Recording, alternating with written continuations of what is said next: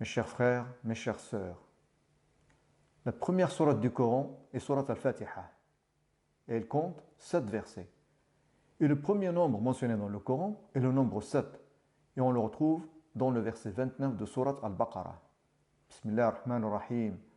هو الذي خلق لكم ما في الأرض جميعا ثم استوى إلى السماء فسواهن سبع سماوات وهو بكل شيء عليم.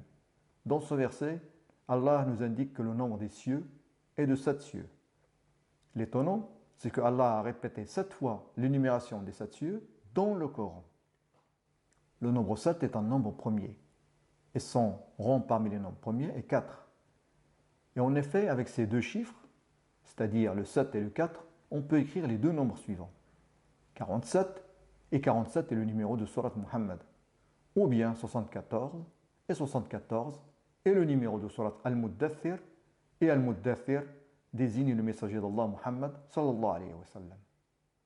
Maintenant, revenons à la première sourate du Coran qui comporte cet verset et qui est Surat Al-Fatiha. Et aussi au premier verset dans lequel nous avons le nombre 7 dans le Coran et qui est le verset 29 de Surat Al-Baqarah. Ce qui est étonnant, c'est que Surat Al-Fatiha utilise 21 lettres de l'alphabet.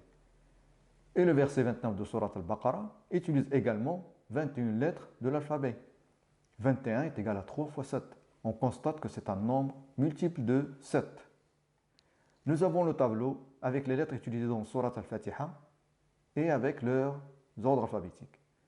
Si on fait la somme de ces ordres alphabétiques, on obtient 329.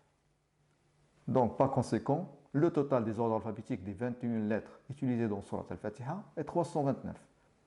Et 329 est égal à 7 fois 47. Donc, c'est un multiple de 7. Et 47 est le numéro de Surat Muhammad sallallahu alayhi wa sallam. Maintenant, on va regarder les lettres utilisées dans le verset 29 de Surat Al-Baqarah. Vous avez le tableau suivant. Donc ici, nous avons les lettres utilisées dans le verset 29 de Surat Al-Baqarah avec les ordres alphabétiques.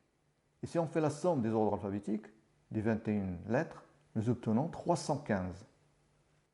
Ainsi, comme on vient de le voir, le total des ordres alphabétiques des 21 lettres utilisées dans le verset 29 de Surat Al-Baqarah est 315. 315 est égal à 5 fois 63. 63 est aussi l'âge du prophète Muhammad sallallahu alayhi wa sallam. Comme on vient de le voir, les lettres utilisées dans la première sourate du Coran, qui est Al-Fatiha, et qui compte 7 versets, fait référence à 47, qui est aussi le numéro de Surat Muhammad.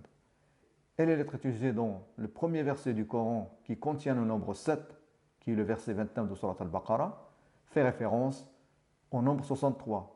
Et 63 est aussi l'âge du prophète Muhammad sallallahu alayhi wa sallam. Barakallahu fikum. Wassalamu alaikum wa rahmatullahi wa barakatuh.